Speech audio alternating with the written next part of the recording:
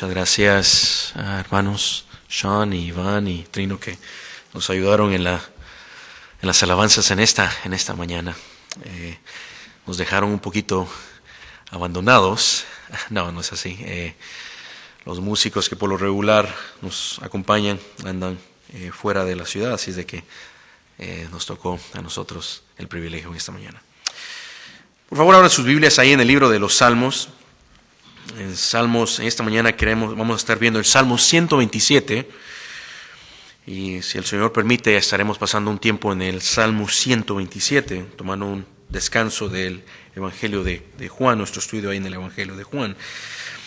Pero aquí en el Salmo 127 estaremos viendo brevemente el tema de la soberanía y de la providencia de Dios, esta soberanía de Dios Padre, que la vemos en la vida, en la familia, tal como hemos titulado el mensaje de esta mañana, la soberanía de Dios en la vida y la familia.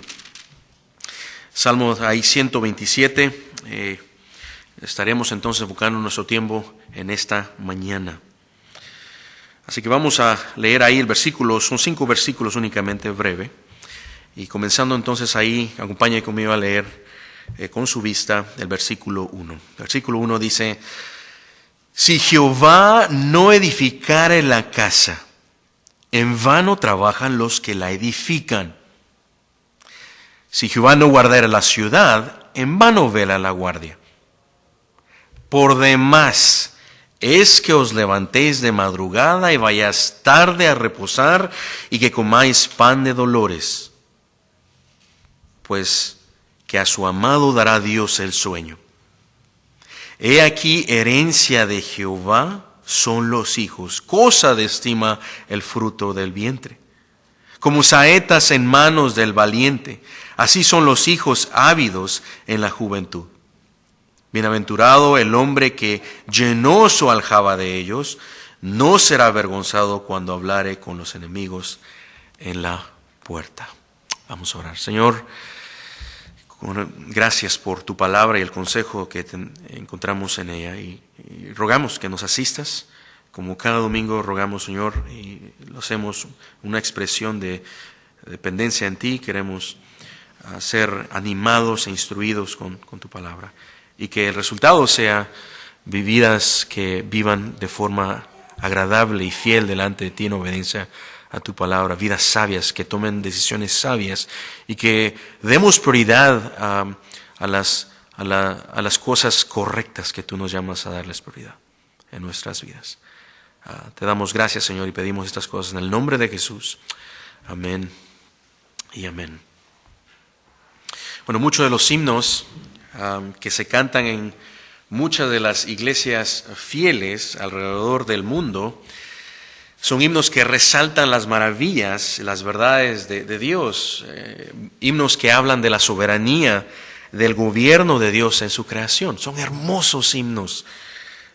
Y sobre todo, mientras pensaba en himnos de los que exaltan, que nos animan, exaltan la soberanía de Dios, que nos animan a confiar y depender de Él, a través de recordarnos precisamente que no sirven de nada nuestros esfuerzos, al menos de que sean dirigidos cada uno de nuestros esfuerzos y sean bendecidos por Dios, y que nuestros esfuerzos entonces sean para la gloria de Dios. Y uno de esos himnos que tenía en mente particularmente en esta mañana es que incluso cantamos regularmente los domingos. Es el himno que se titula La gloria es de Jesús. Y en este himno se resaltan la soberanía y el gobierno de Dios en la vida. Y también resaltan la vanidad de no depender, la vanidad de nuestra labor cuando no dependemos y confiamos en Él, y cuando no hacemos nuestro laborear, todo nuestro obrar, nuestro trabajo, sea lo que hagamos en la vida, no lo hacemos con la intención de glorificarle a Él. Permítame leer el primer párrafo únicamente para que vea a lo que me refiero, y comunica la verdad, una verdad preciosa que vamos a ver incluso acá en el Salmo 127. Dice el primer párrafo del himno: todas nuestras manos y nuestros esfuerzos se hundirán. En vano nuestras obras son si Dios no está detrás. Tú que presumes por todo, dime, ¿quién eres tú? Tal como el vapor te irás, la gloria es de Jesús. Y luego entra el coro, la gloria es de Jesús, la gloria es de Jesús. Pero este primer párrafo del himno me recordaba precisamente una de las verdades hermosas en las que vemos acá en el Salmo 127. Es una verdad de que vemos la soberanía de Dios y su providencia en toda la vida, particularmente, obviamente en la vida de los creyentes y en los asuntos de la vida cotidiana y también en los asuntos de una forma más particular en los asuntos de la familia. Y por ello aquí en el Salmo 127 encontramos dos maravillosas verdades sobre la soberanía y el gobierno de Dios en su creación que nos animan, que le animan a usted y a mí a confiar y depender de Dios. Y lo vamos a ver ahí en la soberanía de Dios y providencia en la vida, los versículos 1 y 2 y número 2 en la familia. Comenzamos y para entrar ahí antes de lleno a nuestro primer punto, quiero que veamos ahí un poquito más de contexto. Entonces acá para familiarizarnos un poquito con el Salmo 27, que es el salmo en el que estamos ahorita pasando tiempo en esta mañana. Primero que nada es un salmo que se le atribuye a Salomón como su autor, juntamente con el Salmo 72. Y esto no viene de sorpresa, incluso para usted y a mí, sino que lo podemos confirmar ahí en la introducción del Salmo 27, cántico gradual para Salomón con esas palabras. Pero no solo con ello, sino que también en la forma, en el vocabulario, en el tono, en el contenido y el lenguaje que se emplea a lo largo del Salmo, que es muy similar incluso al estilo y a la sabiduría que se habla en el libro de Eclesiastés. Ustedes que están familiarizados con el libro de Eclesiastés habrán notado y empezarán a notar ese lenguaje que se usa en el Salmo 127. Y aunque no se sabe con certeza cuándo fue escrito el Salmo, sí sabemos de que es un salmo de los que se considera un salmo de ascenso. Es un salmo de ascenso que forma parte de un grupo de salmos, ahí de los salmos 127 a 134. Pero lo importante notar de que sea un salmo de ascenso es de que los salmos de ascenso en general eran cánticos entonados por peregrinos judíos mientras subían a Jerusalén para participar de las fiestas anuales prescritas en la ley del Antiguo Testamento. Y usaban estos salmos entonces, y por eso le llaman, en su peregrinación mientras subían a Jerusalén, por eso se le llama salmo de ascenso. Pero lo importante a notar aquí en este salmo, el Salmo 27 en particular, es que se considera un salmo que es didáctico. Es decir, de que es un salmo que enseña sabiduría. Es un salmo de que enseña sabiduría a través, incluso, pudiéramos decirlo, de un canto, de un salmo. Como bien lo resalta un comentarista, estos cantos de adoración transmitían y transmiten incluso dirección práctica a la vida. Dirección práctica a la vida diaria en la búsqueda de cómo caminar y vivir delante de Dios. En otras palabras, enseñaban esos salmos didácticos de sabiduría a la manera en la que Dios quiere que vivamos nuestras vidas. Y enseñaban sabiduría respecto a esto, entonces, como lo pueden ver también en el Salmo 1 o en el Salmo 36 o 37. Pero habiendo dicho ello, entonces, nos ayuda a ver aquí, a considerar de una forma más cercana y acercar el lente focal aquí al Salmo 127. Porque lo que encontramos en este salmo en particular, es una lección transmitida a través de un salmo de ascenso, acerca de cómo debemos de vivir delante de Dios a la luz de su soberanía y su providencia en nuestras vidas. Y habla de cómo podemos vivir de una forma sabia, cómo la vida luce cuando Dios está en la vida del justo. Y aquí es entonces donde vemos la primera parte de nuestro mensaje, la soberanía de Dios en la vida y su divina providencia. Veamos la forma en la que lo presenta el salmista en los primeros 2 versículos. cuando lo que vemos aquí en el versículo 1 es, va con una declaración de lleno. El salmista, con las primeras palabras en el versículo 1, resalta el obrar de Dios. Dice, si Jehová no edificare la casa. Y habla aquí específicamente de su intervención divina, con esas palabras el salmista. Y esto se evidencia cómo el obrar de Dios debe de estar presente en las mentes del justo. Y esto se evidencia en la forma en la que lo resalta el salmista, en la repetición de dos frases, ahí en el verso 1. Usted puede ver ahí las frases, si el Señor no edificare la casa. Y luego rápidamente dice, si Jehová, nuevamente, si el Señor no guardare la ciudad. Ambas frases destacando la acción de Dios en la vida cotidiana.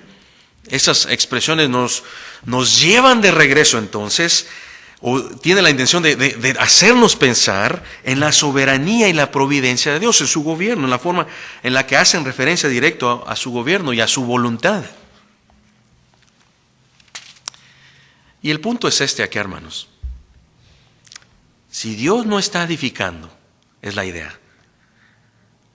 Si Dios no es el que está obrando, si Dios simplemente no hace, entonces las cosas no suceden, no sucederán.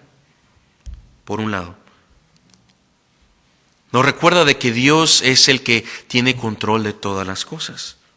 Como alguien lo expresó con una forma clara, sin la intervención divina en los asuntos de la vida del creyente, todo esfuerzo humano entonces es vano. Todo viene a ser vanidad si Dios no es glorificado en ello. Como bien lo dice mismo ahí Salomón en Eclesiastés 1, capítulo 1, al principio del libro de Eclesiastés, versículo 2, vanidad de vanidades, dice el predicador, vanidad de vanidades, todo es vanidad. ¿Qué provecho tiene el hombre de todo su trabajo con que se afana debajo del sol? Nos lleva de regreso a reconocer de que Dios es el que tiene control de todas las cosas. ¿Por qué es de afanarte entonces? ¿Y por qué has de obrar de una forma independientemente, olvidándote de que todo debe de ser en confianza, en fe, en Él y buscando agradarle a Él? Nos recuerda de nuestra necesidad de reconocer a Él, entonces, que sin depender y sin confiar en Dios en todos los aspectos de la vida, cualquier afán en nuestras vidas viene a ser inútil. Permítame elaborar un poquito más a lo que vemos acá que el salmista está resaltando y a ver las implicaciones en nuestro diario vivir. Usted dirá, ¿cómo funciona ello? El salmista nos está diciendo que no obres, que no trabajes, sino que nuestro obrar debe de ser en dependencia y en confianza en Dios y con la motivación de buscar a glorificarle a Él. De otra manera, sería inútil cuando no obramos de esta manera. ¿Por qué, dirá usted? Bueno, sin depender y sin confiar en Dios en todos los aspectos de la vida, viene a ser inútil. ¿Por qué? Porque Dios es soberano y nada ocurre fuera de su voluntad, por un lado. Por lo tanto, en nuestra vida debe de hacerse, todo lo que hagamos en nuestra vida debe de hacerse buscando agradarle a Él, buscando alinearnos con sus propósitos. Debemos reconocer que nada sucede entonces si Él no lo permite. Y recuerde que nada, tampoco y nadie puede frustrar los planes de Dios. Si está ello claro en nuestras vidas, ¿ve cómo entonces viene a eso a ponernos en una posición distinta a la hora de obrar? No hay un afán de una forma desmedida. Dios va a obrar lo que va a obrar. Y nada puede frustrar sus planes. Ni nadie puede frustrar sus planes, su voluntad. Habla acerca de la soberanía de su providencia, su gobierno sobre todas las cosas, para que en nuestro diario vivir vivamos confiados del obrar de Dios, de su soberanía en nuestras diario vivir. Nada va a frustrar sus planes. Proverbios, por ejemplo, leemos ahí en Proverbios 16:9, esta misma verdad. El corazón del hombre piensa su camino, mas Jehová endereza sus pasos. Más adelante ahí en Proverbios 21:30 al 31, añade, no hay sabiduría, ni inteligencia, ni consejo contra Jehová. El caballo se alista para el día de la batalla, mas Jehová es el que da la victoria. ¿Por qué te preocupas? Es la idea. En otras palabras, ningún plan humano puede interrumpir los propósitos de Dios en la vida de sus hijos y en todo lo que ocurre en el mundo. Esta realidad revela su soberanía y su gobierno sobre todas las cosas y está íntimamente ligada con su providencia. Como Él, nada se le escapa de su gobierno y su control. Esta soberanía de Dios es la que también incluso J. Packer, un teólogo muy conocido, describe en su libro Teología Concisa de la siguiente manera. Es una providencia, es una soberanía, una providencia en la que donde Dios mantiene todas las criaturas en la existencia, en donde Dios se involucra en todos los acontecimientos y Él dirige todas las cosas a su fin señalado. Y Dios gestiona todo de modo personal e intencional con un control total y práctico. De tal manera que Dios está completamente encargado de su mundo. Su mano puede estar escondida, me gusta lo que dice aquí Packer, pero su dominio es absoluto. No es un Dios que simplemente hizo la creación y luego dijo, bueno, ahí la voy a dejar en que corra por sí misma. Dios es el que está de forma íntimamente controlando todo lo que ocurre. De otra forma no fuera soberano. Pero muestra de la forma en la que lleva, nada puede frustrar sus planes. Por eso Él puede prometer algo y podemos nosotros saber de que sus promesas se van a cumplir. Porque sabemos de que ningún hombre ni ningún otro plan que quiera frustrar los planes de Dios, ni Satanás ni fuerzas angelicales puedan frustrar los planes de Dios. De otra manera, Dios no fuera soberano. Bueno, esta verdad es la que entonces debemos también pensar nosotros en nuestro diario vivir, en la forma en la que obramos, para que podamos depender de Él y saber y confiar en Él. Y que nuestro caminar sea aún de fe y de tal manera de que entonces podamos vivir de una forma que sea sabia delante de Dios, porque entonces ahora todo nuestro obrar va a ser a la luz, en base a ese conocimiento de un Dios de que nada se le escapa y que lleva a cabo todas las cosas que se ha propuesto llevar a cabo. Entonces, si Dios es soberano, nada ocurre fuera de su voluntad, usted y yo debemos reconocer ello. ¿Para qué? Bueno, nuevamente, el creyente, todo el que teme a Dios, si lo hace, no se va a afanar de forma pecaminosa. ¿Para qué? Para que usted no se empiece a afanar en su diario obrar, en todo lo que usted tenga que por hacer, de una forma que pierda de vista la soberanía de Dios. ¿Afanarse de qué manera? Que sea pecaminosa, que pierda de vista ello. Bueno, en lo práctico, en el diario vivir, por ejemplo, esto es necesario para que no trabajemos movido por una preocupación que se olvida, que pierda de vista ello. Deja de depender y confiar, un afán que deja de depender y confiar en Él, que empieza un afán de que deja de hacer las cosas como que se olvida de que todo debe de ser para la gloria de Dios, buscando agradarle a Él y no a sí mismo. Cuando el creyente, hermanos, empieza a vivir de una forma distinta a ello, su esfuerzo se vuelve en vano. Todo su trabajo, sus esfuerzos en la vida empiezan a carecer de verdadero propósito. ¿En qué sentido? Porque deja de glorificar a Dios. Pierde una oportunidad de que usted pueda glorificar, adorar a Dios en su manera de obrar, en su manera de trabajar, buscando agradarle a Él, y que eso se vuelva un acto de adoración para el Señor también. No solo ello, esa es la manera en la que debe el creyente es llamado a vivir y a vivir delante de Dios en fe.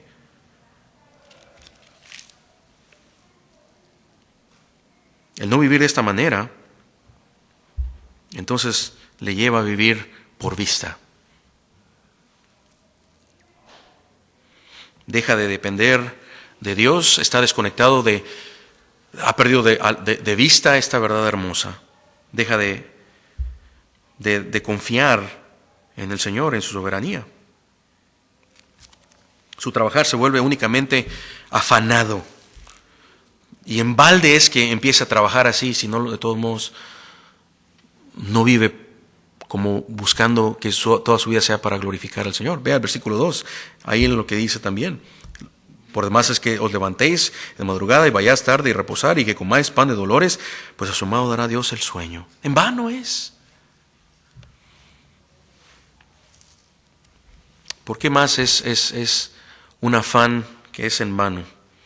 ¿Por qué decimos que ese afán es en vano? ¿Por qué el texto acá lo dice? Cuando alguien pierde de vista ello es porque es un afán que no reconoce o se olvida de la soberanía de Dios. La pierde de vista nuevamente. Y esto puede llevar incluso a una actitud que es jactanciosa. Es una persona cuando alguien llega a perder de vista ello, es una persona que ya no dice las palabras como las que vemos ahí en Santiago 4:13, si Dios quiere, haremos tal y aquello, ¿no? Santiago 4, capítulo 13, ahí nos presenta un ejemplo de quienes hacen planes con absoluta confianza, no de Dios, sino en sí mismos, sin tomar en cuenta a Dios. Se olvidan de Dios. Se olvida que Dios es el Rey soberano. Ahí en Santiago vemos, capítulo 4, dice, vamos ahora, los que decís, hoy y mañana iremos a tal ciudad, estaremos allá un año, traficaremos, ganaremos, y cuando no sabéis lo que será mañana. Porque ¿qué es vuestra vida? Ciertamente es neblina, que se aparece por un poco de tiempo y luego se desvanece. En lugar de lo cual deberías decir, si el Señor quiere, viviremos y haremos esto y aquello. Pero ahora os jactáis en vuestras soberbias. Toda jactancia semejante es mala. Entonces la idea es, todo aquel que llega a perder de vista ello, va a depender de sí mismo y no de Dios. Y esta es la forma en la que el creyente no debe de vivir.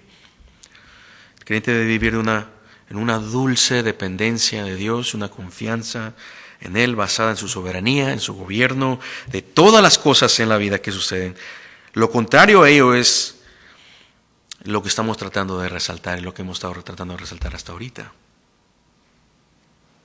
Sería un afán, un obrar en donde la confianza de Dios está ausente y se olvida que al menos que Dios obre su voluntad, las cosas no ocurrirán. Se olvida de ello. Hermanos, y eso es algo que no lo sepamos, a menudo es lo que necesitamos ser recordados. Lo sabemos. La mayoría de ustedes lo han conocido, no es la primera vez que lo escuchan, pero necesitamos ser recordados una y otra vez, ¿no es cierto?, de las mismas verdades, para poder permanecer fieles al Señor a vivir de una forma sabia en la que sea agradable delante de Él. Ese tipo de afán que pierde de vista la soberanía de Dios, nos recuerda nuevamente que es una autodependencia. Cuando usted deja de orar en las mañanas, cuando usted deja de buscar el consejo de Dios, puede reflejar una actitud autodependiente. Necesito apurarme ya, porque tengo una lista de cosas por hacer. No tengo tiempo para orar. No tengo tiempo para leer la palabra de Dios. Lutero era famoso por decir, estaba muy ocupado, decía, hoy va a ser un día extremadamente ocupado, de tal manera de que no puedo, por lo tanto debo de orar 3 horas antes de comenzar a trabajar. Resalta una dependencia y una confianza en el Señor. Sabía de que Dios obra y por lo tanto se reflejaba en su manera de vivir de una forma sabia. Y todos necesitamos ese recordatorio, ¿no es cierto? Todos necesitamos ser recordados de ello, de nuestra constante dependencia del Señor. Nos abruman las cosas que ocurren, que llevan a cabo en nuestras vidas. Nos abruma. Pero si actuamos de una forma autodependiente, pues no dependemos de Dios. Actúa como si todo estuviera bajo el control humano únicamente, independiente de Dios. Y esta manera de vivir es una forma que exalta la autosuficiencia y no la dependencia de Dios y la soberanía de Dios. Por eso pues llega a ser soberbia. Puede llegar a ser una forma muy soberbia. Y en lo personal creo que cuando un creyente empieza a vivir así, hermanos, es la razón por la cual tristemente llega a llenarse de ansiedad en su vida. De una forma descontrolada. Está cargado, ansioso. Dios no está en la foto. ¿Dónde está Dios ahí en todo ello? ¿Dónde está el obrar de Dios? ¿Dónde está el carácter de Dios? ¿Dónde están las promesas de Dios en la vida de ese creyente? Ansioso, pierde el sueño. Comienza a afanarse de una forma desmedida. Ya no ve la esperanza en el Señor.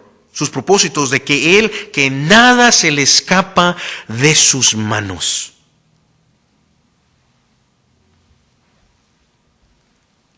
Ya no ve la esperanza en Él, sino que únicamente ve en sus propias capacidades. Su esperanza está puesta únicamente en sus propias capacidades, en su esfuerzo. Y por eso uno dice, pues no hay esperanza, veo mis propias capacidades, veo mis propias circunstancias. No hay nada que nos dé mucho aliento en ello. Ha perdido de vista a Dios. Deja de confiar en Él, su corazón se inquieta. No porque haya mucho trabajo, sino porque ha olvidado que el Señor es quien edifica y quien guarda y quien sostiene y que debe de depender de Él entonces. Nuevamente, no es de que deje y pare de actuar, de trabajar, sino de depender es la idea. Ahí en los versículos, el siguiente, el restante del versículo dice, si Jehová no edificara la casa, en vano trabajan los que la edifican. Dios soberano todos los asuntos de la vida, y lo ilustra a través de 3 áreas concretas que el Señor ejerce su soberanía, particularmente en los versículos 1 y 2. Número 1, en la construcción de una casa. 2, en la vigilancia y la protección de una ciudad. 3, en el trabajo y en el sustento requerido, en el sustento diario requerido. Déjenme leer ahí los versículos para que lo tenga presente su mente. En vano es, si Dios y Jehová no edificar la casa, en vano trabajan los que la edifican. Si Jehová no guardara la ciudad, en vano vela la guardia.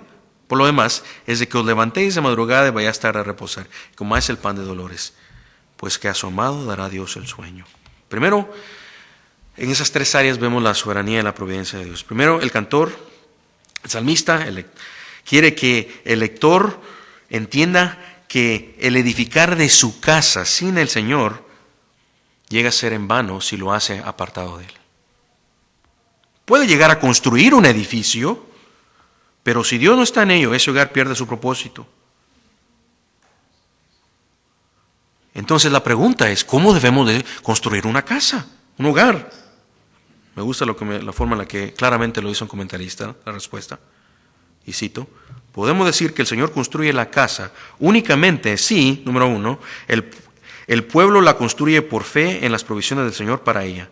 2, de acuerdo con su voluntad. 3, de una manera que le agrada, honesta y justa. 4, la dedica a su uso y a su propósito. 5, le da gloria a Dios por el logro.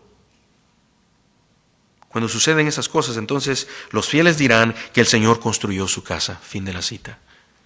¿Por qué? Porque está reflejando una actitud confiada en el Señor. Nada sucede sin Él y nada debe de ser hecho fuera de Él. En segundo lugar, el salmista dice que si Dios no guarda la ciudad, en vano vela la guardia. No importa cuán grande entonces o preparado sea el ejército, es la idea ahí. Si Dios no protege la ciudad, todo esfuerzo humano es inútil. Países sacan sus ejércitos a ponerlos, que todo el mundo lo vea. Y la idea acá es, no importa qué tan grandes sean los ejércitos, si Dios no obra, no pasa. Los que hemos estado estudiando el Antiguo Testamento, la introducción al Antiguo Testamento, recordarán en el libro de Josué, ¿no es cierto? Josué llega a tener varias victorias, pero no es porque sea tan grande su ejército, no es porque Dios peleaba por ellos. La protección venía de parte del Señor. Lo mismo se aplica con nosotros hoy. En vano es que usted llegase a instalar cámaras de seguridad en su casa, incluso contrate guardias para su casa, si Dios no decide cuidarla. Puede tener absolutamente nada de ello y nada le pasa. La idea aquí es su confianza no debe estar en los medios que Dios pueda utilizar, sino en el que Dios que soberanamente decide proteger con o sin esos medios. Los recursos son inútiles, pero la seguridad, es decir, que viene de Dios. En tercer lugar, el salmista habla del trabajo. Dice que en vano levantarse a madrugada, acostarse tarde, comer pan de dolores. Si Dios no es quien bendice ese esfuerzo. ¿Por qué? Porque como concluye el versículo ahí, a su amado dará Dios el sueño. En paz me acostaré y así mismo dormiré. Solo tú, Jehová, me haces vivir confiado. Refleja a una persona que dice, Señor, tú provees y en base a ello yo trabajo y yo obro más y busco ser diligente. Busco trabajar y esforzarme buscando agradarle a Él y no en base a mi propio temor de decir, hoy, si no tengo esto me va a faltar. En otras palabras, es Dios quien sustenta el trabajo fiel y Dios que lo hace prosperar, de manera que no es el desvelo lo que garantiza el sustento, sino la bendición de Dios, es el punto. Esto nos recuerda entonces que nuestra confianza y dependencia nuevamente y esperanza deben estar puestas en Dios. Y eso nos lleva a nuestro segundo punto de nuestro mensaje en esta mañana, la soberanía de Dios en la familia. Y lo vemos ahí en los versículos entonces 3 al 5. Vamos ahí en el versículo 3. El salmista dirige nuestra atención de la soberanía, de la providencia de Dios en la vida cotidiana, ahora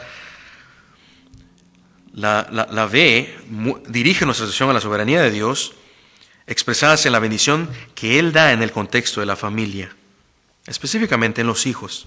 Versículo 3 dice, he aquí, herencia de Jehová son los hijos, cosa de estima el fruto del vientre. Y aquí, hermanos, vemos cómo el justo entonces, el hombre o la mujer que teme al Señor, valora a los hijos y debe de ver a sus hijos de una forma adecuada conforme Dios lo ve. ¿Cómo Dios ve a los hijos? Como un regalo de parte de Dios, como una herencia, como un regalo, es la idea detrás de esa palabra herencia. Cosa de estima el fruto del vientre. Y hermanos, con este versículo, de una forma implícita, pero también nos recuerda cómo deben de ser ordenadas. Pensando en esto, pensaba en la forma en la que deben de ser ordenadas nuestras prioridades en el hogar. Si el creyente ve a los hijos como herencia del Señor, como regalo, entonces no los tratará como una carga, ni los descuidará por otros afanes. No los descuidará por ir tras otros afanes que sean de una forma desmedida, si Dios se los ha dado. Observe que el texto no presenta a los hijos como una carga, sino como una herencia, un regalo por Dios. Es un regalo del Padre de luces. Hoy estamos celebrando el Día del Padre, ¿no? Ese es el regalo que Dios da. Como dice ahí Santiago 1, que de Él proceden toda buena dádiva, todo don perfecto. Tal vez alguno diría, hermano, es que usted no conoce a mis hijos. Si usted los conociera. Bueno, no necesito conocerlos. ¿Por qué? Porque el punto aquí no es cómo son sus hijos, sino cómo usted como creyente debe de verlos. Es un versículo que nos recordatorio y una ayuda especialmente para aquel padre cansado de lidiar con un hijo difícil, ¿no es cierto? Es un aliento que ha perdido de vista ello, que ha comenzado a perder de vista la bendición que es de tener hijos. Pero también se aplica a los padres que están en una etapa que es distinta con sus hijos. Quizás están en la etapa de la crianza, de donde los niños están pequeños y donde la dependencia de los hijos a sus padres es exigente. Pienso, por ejemplo, en una madre por primera vez, que tiene un bebé por primera vez, ¿no es cierto? Piense usted de regreso, cuando tuvo a su bebé, primer hijo, los que son padres. Los niños son pequeños, especialmente durante esos meses de la vida de un bebé. Esa etapa es agotadora. El bebé depende completamente de sus padres, come a cada pocas horas, requiere de atención constante para dormir, para alimentarse, para cambiar el pañal, y esto las 24 horas del día, los 7 días de la semana. Tal vez la primera semana no se siente tan difícil, ¿verdad? Ay, qué lindo el bebé, el papá está pues tan contento, ¿verdad? Qué bendición de ello. Pero luego, después de 3 meses, sin dormir bien, desvelados, los padres completamente exhaustos, y el bebé sigue ahí, dependiendo. Y aparte de ello, vienen los berrinches después con el tiempo, y la tarea de instruirle ahora, de lidiar con el pecado de sus niños, y donde ahí quizás la mamá pueda abrumar, o el papá puede ser, los padres vienen a ser abrumados, que pierden de vista cómo debería de ver a su hijo como un regalo de Dios. Que Dios en su soberanía le ha decidido y le ha placido ponerlo en su vida.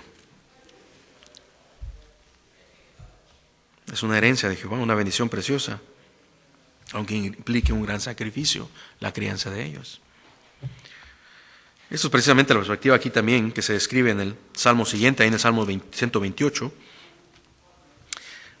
en versículos 3 y 4. Tu mujer será como vid que lleva fruto a los lados de tu casa, tus hijos como plantas de olivo alrededor de tu mesa, y aquí así será bendecido el hombre que teme a Jehová. Muestra la bendición de Dios en sus vidas a través de los hijos. El hombre que teme al Señor entonces ve a sus hijos como regalos de parte de Dios y toma esta responsabilidad de criarlos con gozo. Aún en el cansancio, Él recuerda que han sido dados por Dios como parte de su buena y su soberana voluntad en sus vidas. Bueno, sigamos viendo ahí el versículo 4 para ir ya terminando.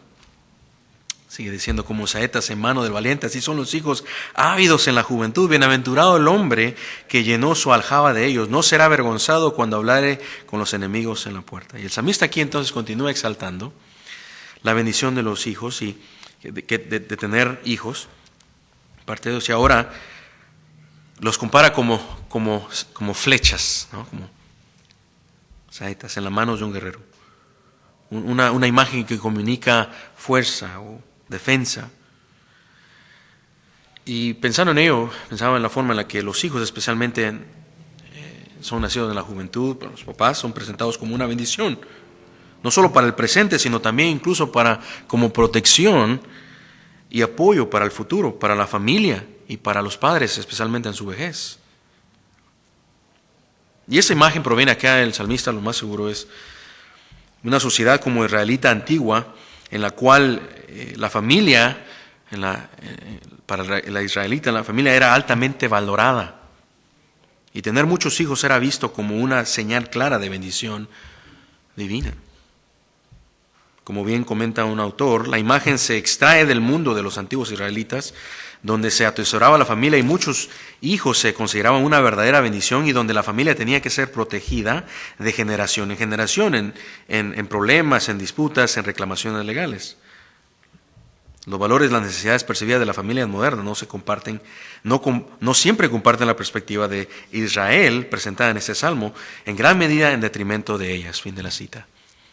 En otras palabras, en el contexto acá del salmista, la familia era esencial para el cuidado del bienestar de todo el resto de la familia y de los padres.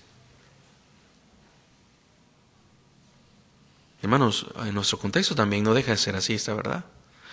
Los hijos dados son quienes el Señor puede usar para cuidar el bienestar de la familia, son los que velan por el cuidado, el que puede usar para el cuidado de los padres en la vejez.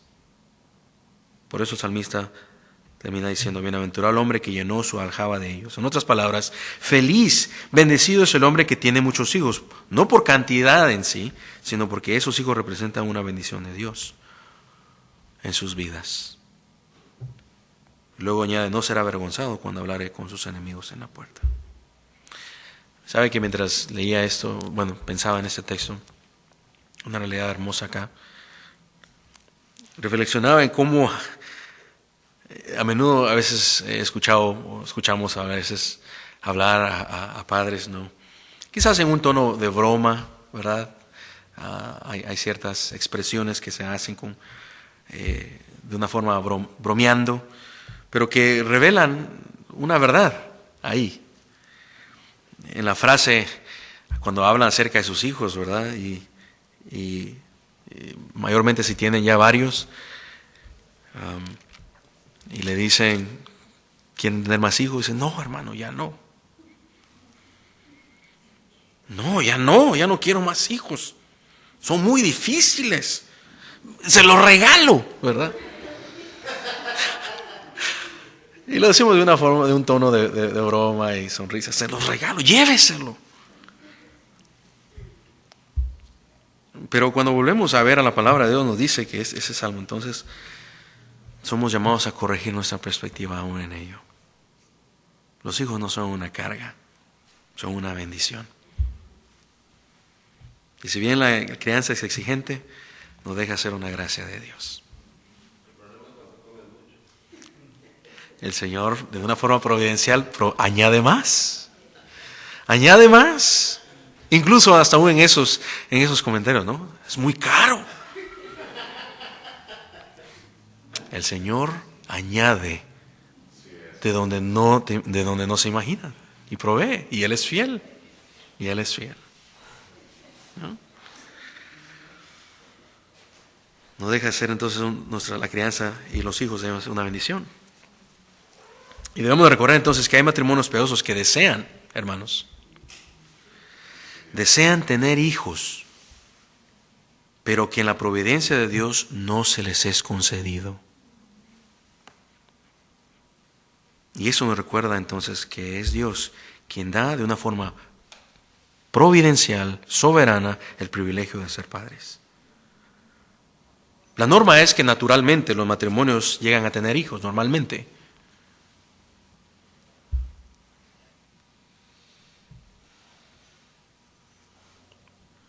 Pero la Escritura a la misma vez nos llama a reconocer que Dios es soberano en todo lo relacionado a la familia, incluyendo el dar o no dar hijos. Y si Él los da, debemos de recibirlos con gratitud entonces, buscando hacer todo lo que hacemos en la vida, confiando y dependiendo de Él en su buen propósito para nuestras vidas y en nuestras familias. Amén. Oramos. Señor, muchas gracias. Gracias por tu palabra. Y rogamos, Señor, de que podamos vivir de esa manera. Señor, te pedimos de que podamos confiar en ti y vivir de una forma sabia, que refleje la confianza en tu soberanía. Y que la forma en la que nos movemos en nuestro proceder, en nuestro diario vivir, en nuestro trabajo, en el construir de la casa, toda la vida cotidiana y la familia, refleje una dependencia y una confianza en ti. Y estas cosas, Señor, las pedimos para la gloria y honra tuya. Amén y amén. Vamos a terminar